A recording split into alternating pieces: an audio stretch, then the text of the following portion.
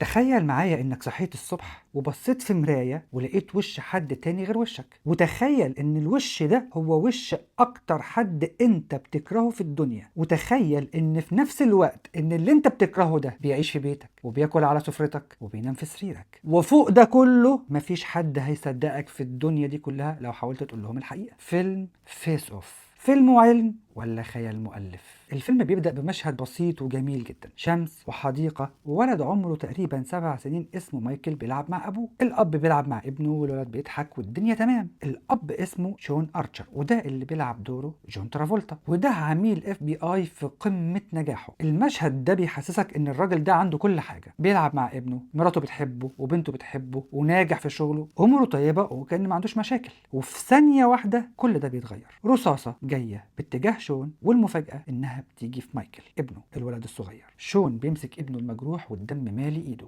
والولد بيموت بين ايدين ابوه بعد شر عنكم طبعا وعن السامعين وعن كل من قال امين. مفيش صريخ، مفيش موسيقى، مجرد نفس شون ارشر بس وهو ماسك ابنه وبيحاول يفهم ايه اللي حصل. الكاميرا بتنقل لمشهد تاني لواحد واقف من بعيد وبتعمل عليه زوم. مين الشخص ده اللي ضرب الرصاصة؟ وبيطلع كاستور ترو اللي بيلعب دوره نيكولاس كيدج. وهو ده المشهد اللي هيحدد مسار الفيلم بالكامل ومسار حياة شون أرشر. شون أرشر شاف ابنه بيموت قدام عينيه، ودي مش مجرد خسارة عادية. في علم النفس في حاجة اسمها تروماتيك جريف، يعني الحزن اللي بيجي بعد صدمة مفاجئة وعنيفة، ودي بتختلف عن الحزن العادي في انها بتخلي المخ مش قادر يتخطى اللحظة دي. طيب هو ايه اللي بيحصل للمخ؟ في منطقة في المخ اسمها أميجدالا، يعني اللوزة المخية، ودي المسؤولة عن استجابة الخوف والخطر. لما حدث صادم زي مشهد موت الابن لما يتسجل فيها بتشتغل كأنها في حالة طوارئ مستمرة، وبالتالي بتعمل تروما أو صدمة نفسية بتفضل ملازمة للشخص اللي اتعرض للصدمة دي، وده يخلي المخ يسأل ايه اللي حصل حتى لو بعد سنين كتير. ودي بتسمى بشكل أبسط انتروسيف ميموريز أو الوسواس اللا إرادي. شون أرشر بعد الحادثة دي بيتحول تحول تام، لأنه بقية الفيلم مش بيتعامل كأنه عميل اف بي اي، هو بيتصرف كأب مكسور، وهو ده السبب اللي هيخليه يوافق على العملية المجنونة اللي هنجيلها كمان شوية. بس صدمة بالحجم ده حرفيا بتغير الكيمياء العصبية للمخ وبتولد تصرفات غير منطقية بالمرة. شون أرشر أو جون ترافولتا، شون أرشر ده في الفيلم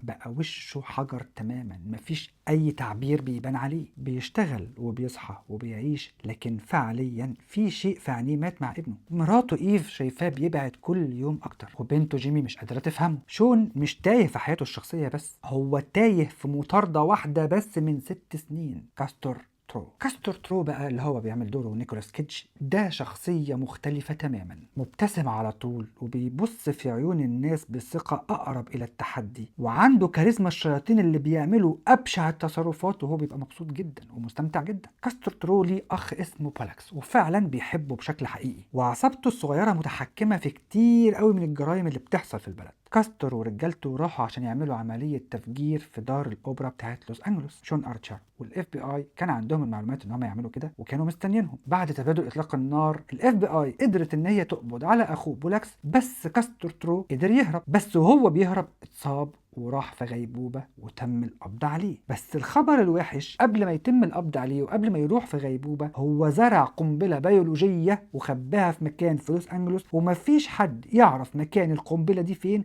غير أخوه بولاكس، وبولاكس عمره ما هيتكلم. بس إيه هي القنبلة البيولوجية ولا الأسلحة البيولوجية دي؟ هو فعلا في حاجة اسمها كده علميا؟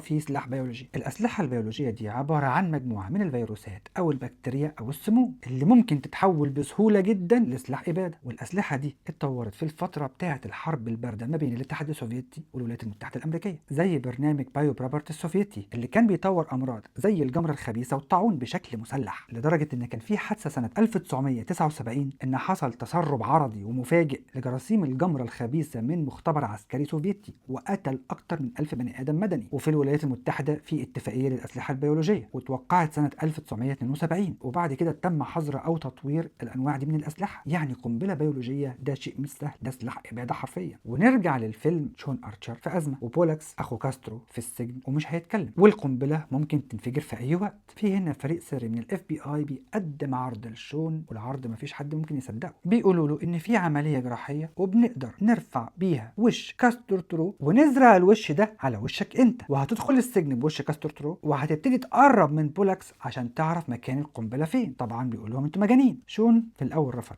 لكن بعد ما بيشوف صورة ابنه اللي اتقتل ما بين ايديه بيوافق. شون على سرير العمليات، الجراحين شغالين، الكاميرا بتقرب قوي من التفاصيل لحد ما الكاميرا بتطلع فيد اوت لحد ما بتوصل لسقف العملية وبعدين بلاك. شون بيصحى، بيتحرك، بيبص في المراية، بيلاقي وش كاستور ترو. صدمة. نيجي هنا لسؤال، هل علميا ينفع الواحد يبدل وشه هو والتاني مع اي حد مثلا ممكن يشوفه في الشارع؟ علميا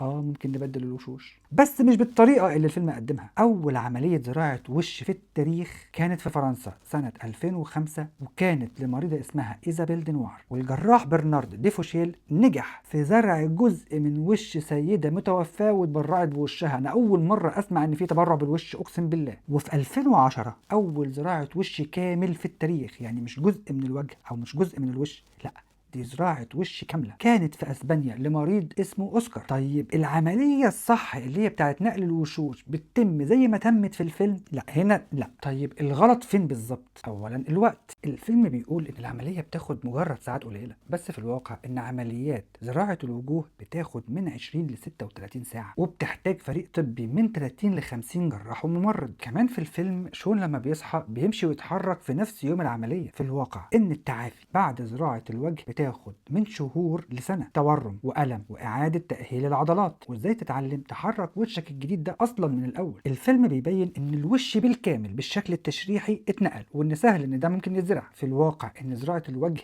بس بتتعامل على الأنسجة الرخوة زي الجلد والعضلات والأوعية الدموية. عظم الوجه والبنية التشريحية بتاعته بتفضل ثابتة ما بتتغيرش، وده بيفسر إن العمليات اللي بتتم في الواقع الشخص اللي بيتزرع له وجه متبرع مش بيطلع شبه الشخص اللي اتبرع له أصلا. كمان الفيلم بيخلي شون أرشر بيتكلم بصوت كاستور ترو بعد العملية. الحقيقة إن الصوت ملوش علاقة بالوجه الخارجي. طيب الصوت أصلا بيجي منين؟ 1 الحبال الصوتية في الحنجرة، 2 حجم الصدر والحلق، 3 شكل الجيوب الهوائية في الراس. تغيير الوجه وعمليات التجميل اللي بتتم في الوجه ما بيتغيرش الصوت. الخطر الأكبر الرفض المناعي. الجهاز المناعي أصلا بيشتغل على مبدأ بسيط جدا، يا أنا يا غيري. أي نسيج غريب بيحاول يدخل الجسم الجهاز المناعي بيعتبره عدو وبيفضل يحارب فيه. الحقيقة العلمية إن المرضى اللي بيتعمل لهم زراعة وجه بيحتاجوا ياخدوا أدوية مثبطة ومقللة للمناعة طول حياتهم أصلا، وده بيعرضهم لمشاكل تانية زي السرطانات وسهولة الإصابة بالعدوى. زراعة الوجه ممكنة بس مش بالسهولة اللي الفيلم بيقدمها. نرجع للفيلم، وشون دخل السجن بوش كاستور ترو. لازم يمثل إنه كاستور، يتكلم زيه ويمشي زيه ويتحرك زيه، حتى نظرته للناس اللي حواليه زي كاستور ترو. بس في مشكلة واحدة، إن شون أرشر عمره ما كان زي كاستور ترو من قريب او من بعيد. في نفس الوقت مين بقى اللي صحي من الغيبوبه؟ كاستور ترو. لا، وصحي كمان من غير وش. بيصحى في المستشفى وبيبص في المرايه ما لقاش وشه، ووشه مش موجود، وشه اتاخد منه وهو في الغيبوبه. طبعا ده خيال علمي. الغريب بقى رد فعل كاستور لما شاف ان وشه اتسرق، مش كليته مش طحاله، ده وشه اللي اتسرق. رد فعله انه ابتسم. كاستور ترو ذكي جدا وخبيث جدا. هو عارف ان الاف بي اي هو اللي عمل كده، لان اخر عمليه لما كانوا بيدمروا الاوبرا بتاعت لوس انجلوس هو فعلا اتصاب ودخل في غيبوبه. فبالتالي مين اللي عمل العمليه دي؟ الاف بي اي. بيهرب من المستشفى وهو من غير وش، وبيمشي في الشارع وهو من غير وش، وبيجمع عصابته وهو من غير وش، وبيروح مبنى الاف بي اي وهو من غير وش، وبيقتل كل الدكاتره اللي عملوا العمليه لشون ارشر وليه وهو برضه من غير وش، وبيقتل كل الشهود وبرضه هو من غير وش. طبعا دي كوميديا، لان اللي بيحصل ده ابعد من الخيال العلمي. وبيتاكد ان كل سجلات العمليه اتمسحت من على اجهزه الاف بي اي، وبعدين بيجيب دكاتره عشان يعمل العمليه لنفسه، عشان ياخد وش مين؟ شون ارشر، ويركبه على وشه، وبالتالي يبقى هو عايش في شخصيه شون ارشر، وشون ارشر عايش في شخصيه كاستور ترو. كاستور بوش شون بيروح بيت ارشر، بيخبط على الباب ومراته بتفتح له. طبعا مراته بتشوفه وبتشوف جوزها. طيب هنا في سؤال مهم، هو المخ بيتعرف على الوجوه والوشوش ازاي؟ في المخ البشري في منطقه اسمها فيوسيفورم فيس اريا، ودي موجوده في الفص الصدغي الايمن. دي منطقه كل شغلانتها ان هي تتعرف على الوشوش بس، والفيوسيفورم فيس اريا دي بتشتغل بسرعه مذهله، اسرع من وعي البني ادم اصلا. يعني هي بتتعرف على الوش قبل ما المخ يستوعب الوش ده مين. عشان كده كتير مننا بيشوف واحد يقول انا شفت الوش ده فين. في دراسات بتقول ان التعرف على الناس القريبه منك بيجي من 3 مصادر.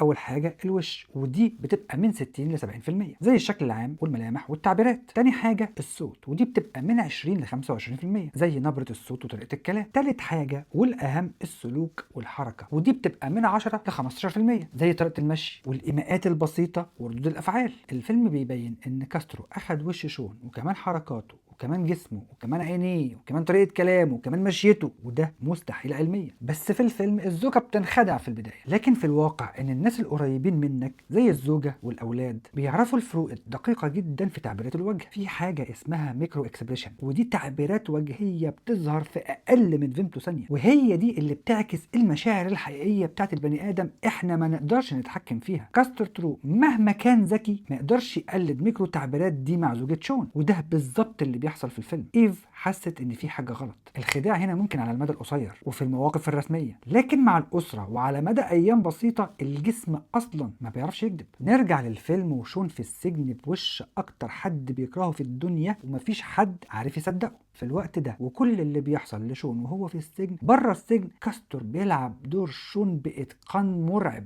كاستور بيتعلم بسرعه وبيتصرف بتساهل مش معروف اصلا عن شون في الحقيقه، بيضحك في مواقف مش مناسبه، بيبص في عيون الناس بطريقه فيها تحدي مش ود. شون في السجن بدا يبني خطه ان هو يهرب وبينجح ان هو يهرب، بس بيهرب بوش كاستور ترو. فبالنسبه للاف بي اي وبالنسبه للحكومه وبالنسبه لكل الناس اللي بره كاستور ترو هرب مش شون ارشر. شون هنا بيكتشف حاجه اصعب كتير من وشه، هي هويته اتسرقت، هي كينونته اتسرقت. طب هيثبت ازاي والمين؟ لكن خلينا نيجي لسؤال، هويتك او هويتك قايمه على ايه؟ الهويه القانونيه في الدول الحديثه انت بالنسبه لها رقم قومي او رقم ضمان اجتماعي اللي هو سوشيال سيكيورتي نمبر، صورتك في الوثائق الرسميه، والدي ان ايه في قواعد البيانات الجنائيه. لو وشك اتغير بسمه صباعك مش هتتغير. والدي ان ايه موجود في كل خليه في جسمك من الداخل، في الدم والشعر في اللعاب. لمجرد بس عمليه تجميل او وش جديد ده ما بيغيرش الدي ان ايه. طبعا كاستور ترو بوش شون بيبقى مدير مباحث الاف بي اي. شون خرج من السجن عنده مشكله واحده بس، مين اللي هيصدقه؟ بيروح لواحد صاحبه قديم وبيحاول يقنعه بالكلام لحد فعلا ما بيقول له حاجه هما الاتنين بس اللي كانوا يعرفوها، فالراجل بيصدق. لكن المهم هنا ان هو محتاج يثبت هويته، وبيعرف ان الطريقه الوحيده عشان يقدر يثبت هويته هو انه يمسك كاستور ترو. نرجع للفيلم وشون وكاستور بيتقابلوا لاول مره بعد ما بدلوا الوشوش وبعد ما العمليه نجحت. المشهد ده من اكتر المشاهد عبقريه في الفيلم كله. الاتنين واقفين قدام مرايه كبيره وكل واحد بيشوف نفسه في المرايه، بس مش بيشوف الوش اللي هو شايفه،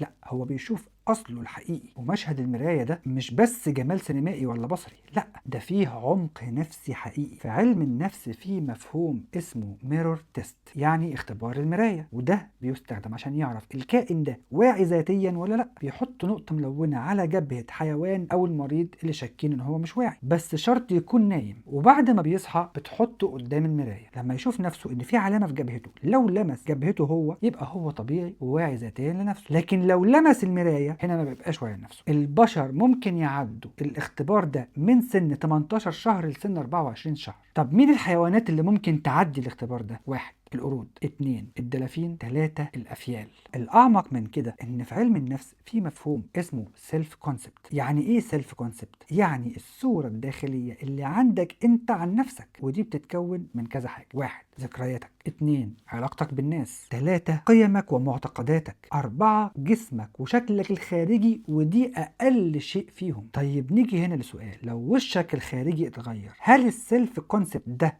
هيتغير؟ علميا لا مش هيتغير، لان السيلف كونسبت زي ما ذكرنا مرتبط بالذكريات والعادات والتقاليد والمعتقدات، وده اللي شون بيثبته في الفيلم. حتى وهو بوش كاسترو هو نفسه فضل شون. يعني من عبقريه نيكولاس كيدج، لان انا بالنسبه لي ده الدور الايقوني لنيكولاس كيدج، وما عملش دور اهم منه. هو عارف يوصل لكسره العين بتاعه جون ترافولتا اللي ابنه مات بين ايديه. اللي يشوف الفيلم او اللي فاكر الفيلم هيفتكر كاستور ترو قبل ما يتحول لشخصيه شون ارشر. شوف شكله الخارجي عامل ازاي، وشوف شكله لما تحول لشون ارشر، شوف كسره عينه، شوف احساسه. ودي بصراحه عبقريه قويه جدا من نيكولاس كيدج. هم بصراحه الاثنين عملوا ماتش تمثيلي عبقري سواء نيكولاس كيدج ولا جون ترافولتا، بس بالنسبه لي نيكولاس كيدج تفوق على جون ترافولتا في الفيلم. نرجع للفيلم والمطارده الاخيره بتكون على يخت، وده واحد من احسن واقوى مشاهد الاكشن في التسعينات. كاستور هرب على يخت وشون وراه. المهم عشان ما احرقلكمش الاحداث، شون بيقتل كاستور والاف بي اي بتتاكد ان ده شون ارشر مش كاستور ترو، وبيرجعوا يعملوا العمليه تاني وشون بيرجع له وشه. وفي اخر مشهد شون رايح بيته، ايف بتفتح له الباب وبتعرفه مش من وشه، من عينيه. بس الفيلم مش بيخلص هنا، فجاه بيدخل مع شون ولد صغير. ده مين؟ ده ابن كاستور ترو، ابوه مات وما عندوش حد.